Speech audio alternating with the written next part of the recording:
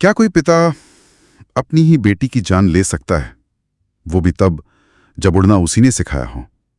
गुरुग्राम में जो हुआ 25 साल की टेनिस प्लेयर राधिका यादव के साथ, उसने कई सवाल खड़े कर दिए हैं। बिल्कुल। 10 जुलाई 2025 की ये घटना है और आरोप पिता दीपक यादव पर ही है कि उन्होंने गोली मारकर हत्या की। उन्होंने अपना जुर्म कबूल भी कर लिया है, ऐसा कहा जा रहा है। हाँ, और आज हम इसी पर बात करने वाले हैं।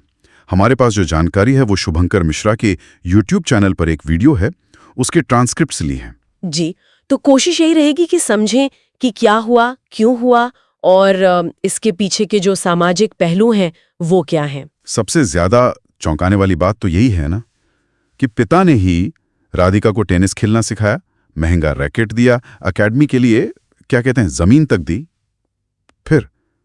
फिर ये कैसे हो गया? देखिए, पुलिस की जो शुरुआती थ्योरी है वो 2 मेन पॉइंट्स पर है। पहला तो है टेनिस एकेडमी को लेकर तनाव। एकेडमी को लेकर? हाँ, मतलब दीपक यादव खुद प्रॉपर्टी डीलर हैं, अच्छा कमाते हैं, पर सुनने में आया कि कुछ लोग समाज में ताने दे रहे थे कि वो बेटी की कमाई पर पल रहे हैं। ओह, तो वो चाहते थे कि एकेडमी बंद हो जाए? जी, वो यही चाहते थे, पर राधिका तैयार नहीं थी इसके लिए, बिल्कुल नहीं। ये बेटी की कमाई वाला एंगल, क्या ये आज भी इतनी बड़ी बात हो सकती है, खासकर ऐसे परिवार में जहां पैसे की दिक्कत ना हो? अजीब है। खैर, और दूसरी थ्योरी जुड़ी है राधिका की सोशल मीडिया प्रेजेंस से। वो काफी एक्टिव थी, रील्स बनाती थी, एक म्यूजिक वीडियो में भी उसने काम किया था। अच्छा। हाँ, तो परिवार को, खासकर पिता और भाई को, ये नाच गाना पसंद नहीं था। उनको लगता था ये सब ठीक नहीं है, खिलाड़ी को शोभा नहीं देता। मतलब इज्जत वाली बात आ गई फिर से कि रिश्तेदार क्या कहेंगे, पड़ोसी क्या सोचेंगे। बिल्कुल, यही केस से परिवार की इज्जत कम हो रही है। घर में इसे लेकर बहस भी हुई थी, ऐसा पता चला है। लेकिन क्या ये वजह है इतनी बड़ी हो सकती है? मेरा मतलब है इतनी बड़ी कि कोई पिता अपनी बेटी की जान ही ले ले। कहीं ये सिर्फ अचानक आया गुस्सा तो नहीं था? पुलिस को शक है कि ये सिर्फ अचानक आया गुस्सा नहीं था। हो सकता है ये पहले से सोची समझी हत्या हो। ऐसा क्यों लग रहा है उन्हें? क्योंकि कुछ चीजें उलझी हुई हैं, जैसे राधिका की मां का बयान। घटना के वक्त वो कहाँ थी, इस पर उनका और राधिका के चाचा का बयान अलग अलग है। चाचा वो हैं जो उसे अस्पताल ले गए थे। क्या कह रहे हैं दोनों? मां कह रही हैं वो नीचे थी और चाचा कह रहे हैं कि नहीं, वो ऊपर ही मौजूद थी। तो ये विरोधाभास सवाल खड़े करता है ना? हाँ बिल्कुल।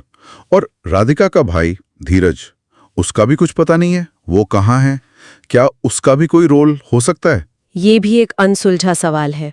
माँ की चुप्पी, भाई का गायब होना, ये सब क्या इशारा कर रहे हैं? क्या परिवार कुछ छुपा रहा है? ये सिर्फ एक परिवार का अंदरूनी झगड़ा नहीं लगता फिर? नहीं, ये मामला उससे कहीं ज्यादा बड़ा लगता है। ये समाज की उस सोच पर भी सवाल उठाता है जहां आज भी कई जगह बेटों की कमाई को गर्व से देखा जाता है और बेटियों की सफलता को या उनकी आजादी को एक तरह से बोझ या शर्मिंदगी से। हाँ, ये मैंने भी पढ़ा है। 2023 की state of working India report में भी कुछ ऐसी बातें थी। जी, तो ये बहुत संभव है कि राधिका की आजादी, उसकी कामयाबी ही उसके पिता के अहंकार को, उनकी उस इज्जत वाली सोच को चोट पहुंचा रही थी। समाज के तानों का डर शायद बहुत बढ़ गया था। तो ये पुरानी मानसिकता और नई पीढ़ी की जो आजादी की चाह है, उसके बीच का टकराव है, कह सकते हैं। बिल्कुल। और ये सोशल मीडिया वाला एंगल भी, ये भी एक नया फैक्टर है।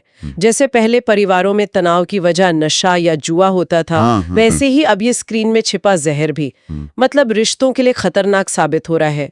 ये मामला शायद इसी टकराव का एक बहुत ही भयानक, दुखद नतीजा है, जहां बेटी की अपनी पहचान, उसकी खुशी ही शायद बोझ बन गई। बहुत बहुत दुखद है ये।